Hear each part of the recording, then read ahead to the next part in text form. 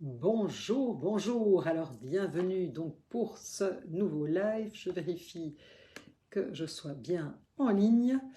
Voilà, donc je suis en direct comme tous les mardis 13 h. Donc, merci à ceux qui me suivent régulièrement, qui gentiment voilà, mettent un petit pouce, un like, me font part de leurs commentaires, mettent un petit hashtag replay. Vous savez que pour moi, c'est toujours voilà, intéressant. Et puis surtout, comme je le dis chaque fois, si vous avez des questions, des réactions, s'il vous plaît, merci de les partager, que ce soit par message privé ou en commentaire. Pour moi, c'est toujours évidemment très très utile.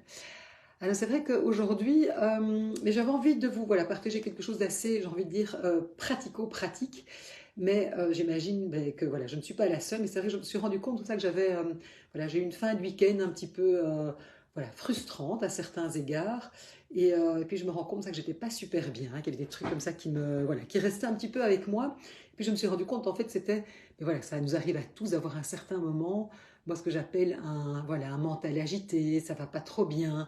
Parfois, il y a des bonnes raisons parce que, je sais pas moi, on peut être dans une situation extrêmement difficile, on peut être, je sais pas moi, en pleine séparation, on peut avoir des conflits très durs avec son conjoint, on peut avoir un enfant qui n'est pas bien, on peut avoir des soucis au boulot. Donc parfois, il y a vraiment une raison qui fait que, oui, voilà, je traverse une période difficile. Et puis parfois aussi, je sais pas, on peut se sentir voilà, pas top, il y a quelque chose, voilà, mais on ne sait pas vraiment identifier ce que c'est, mais en tout cas c'est là, ça nous pollue, c'est dans, voilà, on rumine un peu, etc.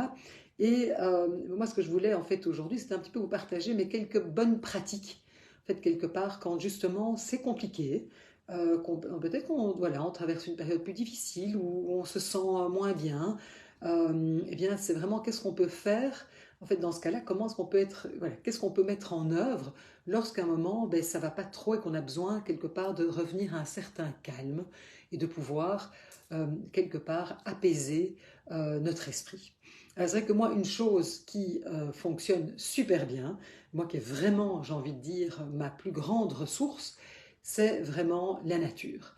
Alors, j'ai beaucoup de chance, c'est vrai que j'habite voilà, tout près de la forêt, et donc, moi, c'est vrai que dès que je sens que ça ne va pas et que, voilà, quelque part, il y a quelque chose qui tourne par rond, moi, le fait de partir, même ne fût-ce qu'un quart d'heure, partir, parfois ça peut être faire le tour du bloc, ça peut aller me promener le long des étangs ou carrément dans la forêt si j'ai un petit peu plus de temps. Mais déjà, rien que aller me promener, me remettre en contact avec la nature, automatiquement, pour moi, en tout cas, ça va avoir un effet apaisant et ça va tout de suite calmer mon mental quand ça part dans tous les sens, quand je sens que tout à coup je suis prise par quelque chose de difficile, par des émotions. Et faire ça, tout à coup, ouf, ça va me calmer. Et en général, ce qui me semblait insurmontable, très dérangeant, ou cette espèce d'état comme ça, où je ne sais pas très bien expliquer, mais je suis un peu, voilà, ça va pas, ça tourne par rond, et bien je reviens de la forêt ou de ma promenade, et tout à coup, ouf, il y a quelque chose qui se calme en moi instantanément. Donc ça, c'est, j'allais dire, ça c'est ma ressource. Maintenant, il y en a plein d'autres. Une autre chose qui, moi, en tout cas, me fait beaucoup de bien, c'est quand, par exemple, la lecture. Je me rends compte que, et voilà, par exemple, dimanche, après, voilà, j'étais un peu énervée après une discussion qui était, voilà, que j'avais trouvé pas facile, un échange qui m'avait un peu frustrée. Et en fait, je me suis plongée dans un livre. C'est vrai que moi, j'adore lire. La lecture est vraiment aussi, de nouveau, une ressource. Voilà, c'est quelque chose qui me procure énormément de joie, qui vient nourrir ma curiosité intellectuelle. C'est vrai que j'aime beaucoup non seulement lire évidemment des livres de, j'ai envie de dire, de développement personnel, de psychologie, etc., qui viennent nourrir ma pratique, mais aussi, c'est vrai que j'aime beaucoup m'évader dans des romans. Et je me rends compte que tout à coup, comme ça va m'apaiser de partir, peut-être dans une autre histoire, dans une histoire de vie de quelqu'un, etc. Eh bien, moi, tout à coup, ouf, ça va aussi, quelqu'un, je ne vais plus accrocher, en fait, quelque part, mes pensées à ce qui, à un moment, n'est pas OK avec moi. Et ça va me permettre de m'évader. Donc, lire un bon livre, en tout cas, moi, c'est un truc qui fonctionne bien. Donc, j'ai envie de dire, ayez toujours, si c'est quelque chose qui vous parle, ayez un bon livre à portée de main. En tout cas, moi, c'est aussi une super ressource. Maintenant, si vous n'aimez pas lire, par exemple, ça peut être un chouette podcast que vous écoutez, mais donc, c'est vraiment un moment, sortir un petit peu de cet état où on est j'ai envie de dire, en ébullition, ça ne va pas, pour essayer de retrouver un peu de calme. Donc, comme je le disais, pour moi, la nature, la promenade, lire un livre. Alors, certaines personnes, alors une autre chose aussi, par exemple, moi, qui m'aide énormément, c'est pratiquer une activité physique. Alors je faisais la promenade, mais aussi, par exemple là je me suis remise à mes cours de yoga qui me font un bien fou. Euh, et c'est vrai que là, par exemple, ce matin, ben voilà, j'avais eu une séance qui était un petit peu, voilà, une séance difficile avec des choses lourdes que les personnes venaient déposer chez moi. Le fait d'avoir fait voilà, mon cours de yoga, d'avoir vraiment pu revenir dans mon corps, revenir à moi, mais je me rends compte que tout à coup, voilà, je suis vraiment dans un état beaucoup plus apaisé, donc voilà, ça me fait énormément de bien aussi. C'est vrai que dans mon cours de yoga, il y a toujours un petit moment de méditation aussi, et c'est vrai que voilà, la méditation, moi, m'aide énormément. Donc pour certaines personnes, ça va par exemple se dire, tiens, je me prends 10 minutes pour calmer le mental, revenir à moi et méditer. Euh, ce qui aide beaucoup certaines personnes, alors moi ça me parle moins parce que c'est pas du tout mon. Mais certaines personnes, par exemple, elles tiennent un journal. Elles font ce qu'on appelle du journaling. Et c'est vrai que le fait de pouvoir quelque part déposer, coucher sur papier leurs pensées, leurs émotions difficiles, etc., ça leur permet justement de s'en libérer et de pouvoir quelque part, eh bien, voilà, quelque part, ça va libérer leur esprit parce que le fait qu'elles l'écrivent. Et ça, je me rends compte. Alors, c'est vrai que moi, c'est quelque chose, voilà, c'est moins mon, voilà, c'est moins mon truc, mais je sais que ça aide énormément d'autres personnes. Donc là, vraiment, si c'est quelque chose, si vous êtes fort dans l'écriture, je vois bien que beaucoup de femmes que j'accompagne me disent qu'elles trouvent beaucoup d'apaisement dans l'écriture, dans le fait de pouvoir coucher sur papier justement leurs émotions, ce qui est difficile pour elles, etc. Et que vraiment ça libère leur esprit.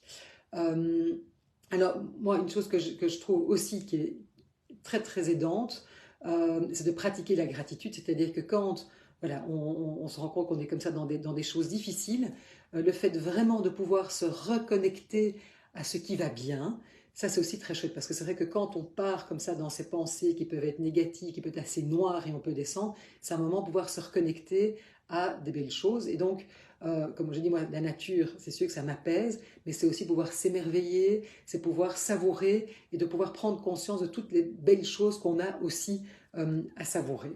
Alors je réfléchis s'il y a d'autres choses que j'avais notées comme ça, quelques petites choses. Oui, aussi, par exemple, c'est pouvoir pratiquer une activité créative.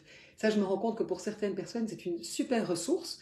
Moi, c'est une ressource que j'actionne moins ces derniers temps, mais voilà, c'est aussi quelque chose, je m'étais dit que j'allais remettre aussi voilà, en place dans ma vie. Mais par exemple, moi je le vois bien aussi de nouveau, certaines personnes me partagent que dessiner, jouer de la musique.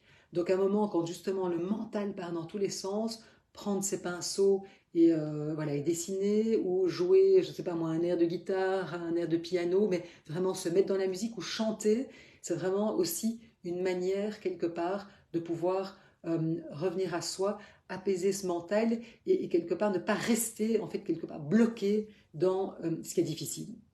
Voilà, je ne sais pas si vous avez peut-être des choses. Voilà, je vois que Sophie me dit marcher en forêt. Voilà, c'est aussi une ressource. C'est vrai que c'est quelque chose que j'aime beaucoup faire avec elle. Mais voilà, si vous avez voilà, des ressources que vous actionnez justement qui vous aident pour apaiser votre esprit quand ça va pas. Alors parfois parce qu'il y a une bonne raison, ou parfois parce qu'on se sent un peu. Ma maman, elle utilisait une expression qui dit quand on se sent un peu mouèche comme ça, quand on n'est pas terrible. Mais voilà, qu'est-ce que je peux mettre en œuvre pour ne pas rester en fait dans cet état qui est assez désagréable et justement, quelles sont, vous, les pratiques que vous allez mettre en place, les choses très pratico-pratiques que vous allez mettre en place pour vous aider justement à apaiser ce mental et à sortir de cet état qui parfois est vraiment très désagréable. Donc, c'est pas être dans la fuite, mais c'est vraiment... Euh, voilà, parce que je pense que c'est important de pouvoir évidemment connecter nos émotions plus difficiles, pouvoir mettre des mots dessus, mais c'est un moment apaiser ce mental qui part dans tous les sens pour peut-être après prendre le recul nécessaire en se disant tiens, par rapport à cette situation, est-ce que j'ai besoin d'aller parler à quelqu'un? Est-ce que j'ai besoin de me mettre en mouvement? Oui, donc ça ne nous empêche pas d'être en action après, mais c'est pouvoir d'abord faire un petit peu cette espèce de stop, s'apaiser pour ensuite se dire tiens, qu'est-ce que je peux mettre en œuvre? Voilà, donc si vous avez des choses à me partager, s'il vous plaît, faites-le, c'est toujours utile pour moi. Si vous m'écoutez en replay, mettez un petit hashtag replay et surtout, voilà, n'hésitez pas à me partager votre ressource. Voilà ce que je voulais vous partager aujourd'hui.